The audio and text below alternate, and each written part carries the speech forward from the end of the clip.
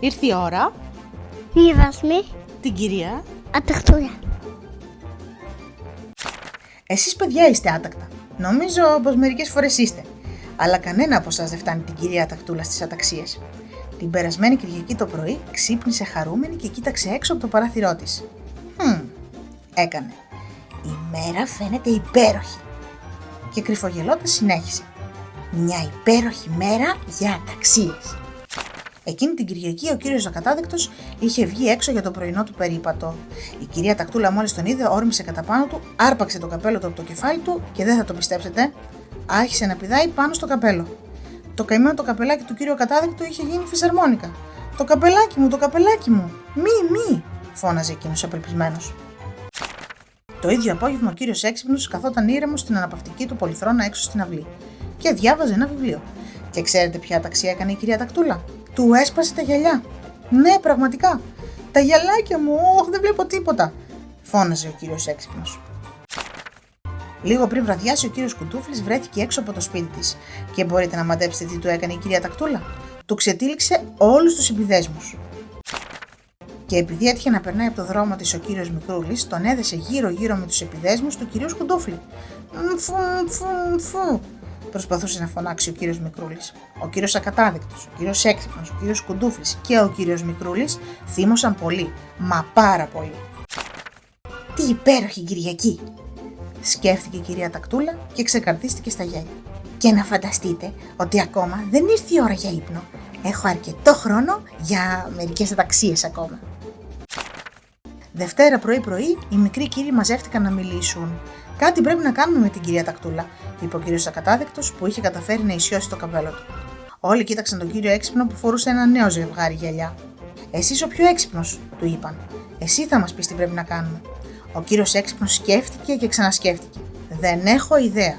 Εγώ ξέρω τι πρέπει να κάνουμε, είπε χαμηλόφωνα ο κύριος Μικρούλης. Ξέρω πολύ καλά τι χρειάζεται αυτή η ανόητη, άτακτη κυριούλα. Και ξέρω επίσης ποιος μπορεί να μας βοηθήσει.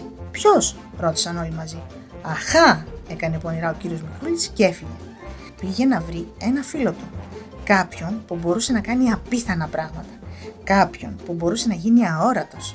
Επισκέφτηκε τον κύριο Απίθανο. Την ίδια μέρα ο κύριος Αδιάκριτος έπαιρνε ένα πρωινό υπνάκο κάτω από ένα δέντρο. Η κυρία Τακτούλα, πατώντας τις μύτες των ποδιών της, τον πλησίασε κρατώντας ένα κουτί με κόκκινη μπογιά. Ήταν έτοιμη να βάψει τη μητάρα του κόκκινη. Ναι, κόκκινη. Πριν προλάβει όμως να κάνει αυτό το φοβερό πράγμα, τσουκ, κάποιος της τσίπησε τη μύτη. Κάποιος που δεν μπορούσε να το δει, κάποιος αόρατος. Ποιος ήταν άραγε? Άουτς! Φώναξε η κυρία Τακτούλα και πετώντας την μπογιά και το πινέλο έτρεξε μακριά όσο πιο γρήγορα μπορούσε.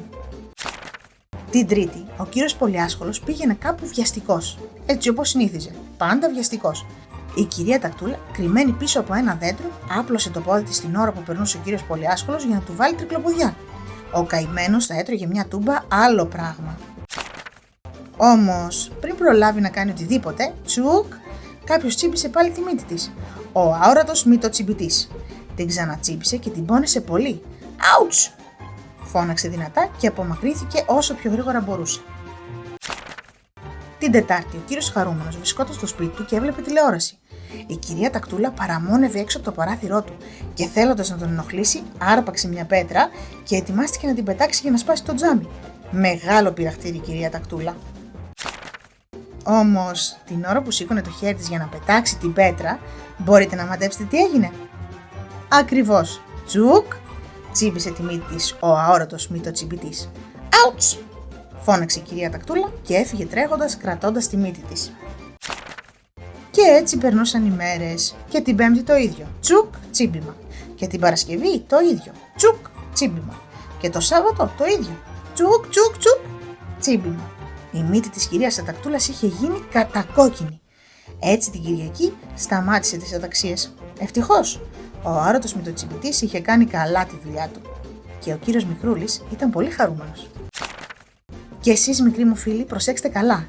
Μην κάνετε και πολλές αταξίες, γιατί ο κύριος Απίθανος που μπορεί να γίνει αόρατος παραμονεύει. Και αν σας δει άτακτους τότε τσουκ, αλίμονό σας. Κάντε like και να αφήσω το κανάλι μου. Μην το ξεχνάτε.